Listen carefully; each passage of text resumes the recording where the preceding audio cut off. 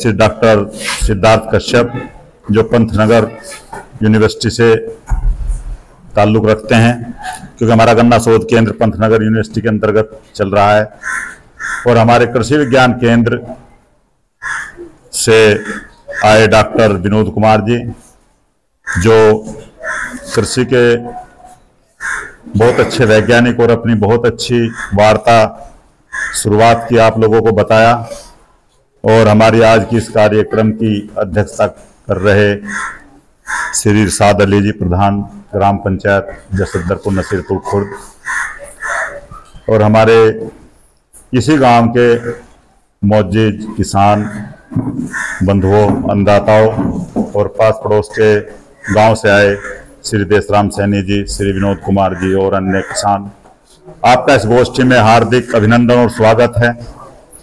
आप लोग मेरे विषय में अधिकांश जानते हैं, अधिकांश लोगों को पता है कि मैं क्या हूं, कौन हूं, क्या करता हूं।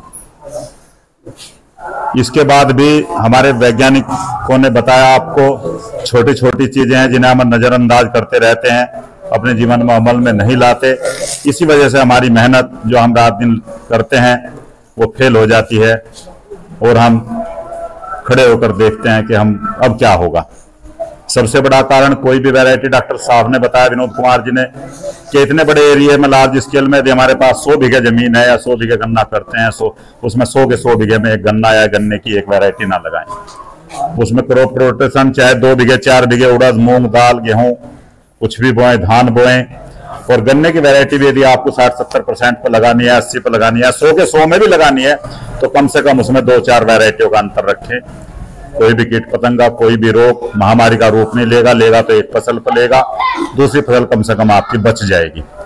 बिल्कुल ये रखें कि कोई फसल भले ही हमारी जैसे 0238 आई, हमारे 97-98% एरिया पर, या मैं तो कहूँगा लक्सर में 70% एरिया पर डॉक्टर साहब 238 का प्रकोप रहा। 238 चली, साल 2 साल चली, 3 साल चली, 4 साल चली, और आज क्या देखने में आ रहा है कि आज ये गन्ना रेड रोड से प्रभावित, ये लाए हमारे किसान बंधु, अब इस खेत में यदि ये लग गया और ये लेकर पूरे खेत को बैठ जाएगा, क्योंकि बीमारी गन्ने का कैंसर है।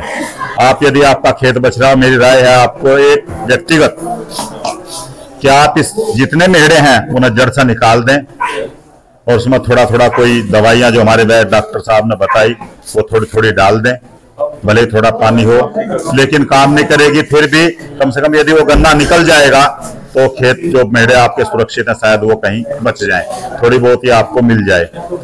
ये बीमारी बहुत भयानक बीमारी है।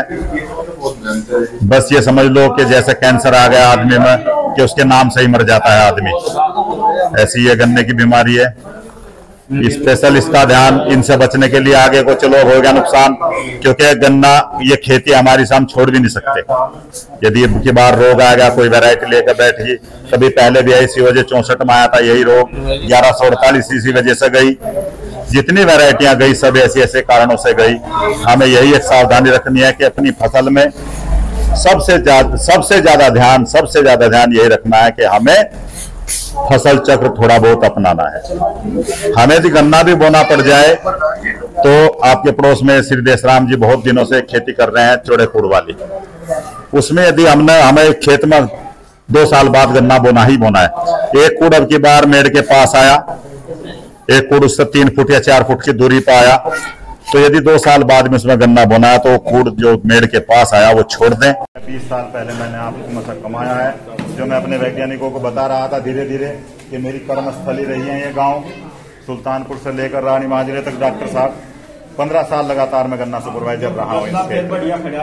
तो मैं आप लोगों का सबका अपने हार्दिक दिल से शुक्रगुजार हूँ कि आपने मेरा सम्मान और मेरे इन साथियों का जो गन्ना पर्यवेक्षक आज तैनात हैं, इनका भी बहुत बहुत धन्यवाद। डॉक्टर साहब, इन लोगों ने भी मेरी बात को जैसे मैंने आगे चलाया, ये लोग भी हमारे गन्ना सुपरवाइजर आज उस पर खड़े उतर रहे हैं। कोई किसान सर्किल में 4-5 लोग हैं, आज ये 4-5 लोग अपनी बातों पर खड़े उतर रहे हैं। मुझे बहुत खुशी होती है, और आज ये देश का प्रोग्राम इतनी खुशी हुई कि आज इस गोष्ठी में इतने व्यक्ति हुए कि उम्मीद भी नहीं थी कि आज छोटा सा गांव नसीरपुर खुर्द और उसमें आज इतने आदमी हो जाएंगे। आपका बहुत बहुत धन्यवाद।